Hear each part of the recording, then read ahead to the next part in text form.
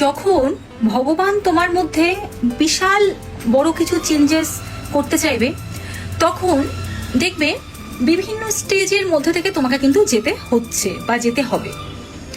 তখন তোমার মনে হবে একদম আমার দেওয়ালে কিন্তু পিঠ ঠেকে গেছে, আর কিচ্ছু করার নেই, এখান থেকে আমি কিছুতেই বেরোতে পারছি না। যখন ঈশ্বর তোমার উন্নতি চায়, তখন তোমাকে ঈশ্বর কিন্তু হতাশ করে ফেলবে। ভগবান তোমাকে একাকী করে দেবে, তিনি তোমাকে ক্লান্ত করে দেবে, তিনি তোমাকে অস্বস্তিতে ফেলে দেবে, কিন্তু তিনি তোমাকে কখনো ব্যর্থ হতে দেবে না। তুমি বুঝতে পারবে যে এর থেকে খারাপ হয়তো আমার জীবনে আর কিছু হওয়ারই নেই, এর থেকে হয়তো খারাপ কিছু আর হতেই পারে না জীবনে।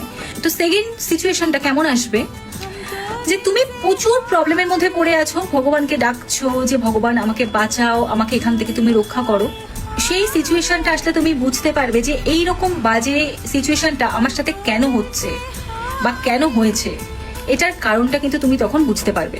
প্রবলেম তোমার জীবনে আসবে এবং প্রবলেম আসছে, কিন্তু সেই প্রবলেমের সলিউশনটা তুমি নিজেই মাথা থেকে বের করে ফেলবে যে এই প্রবলেমে আমি পড়েছি এবং এই কারণে এটা আমি করবো না এবং এটা আমি করব।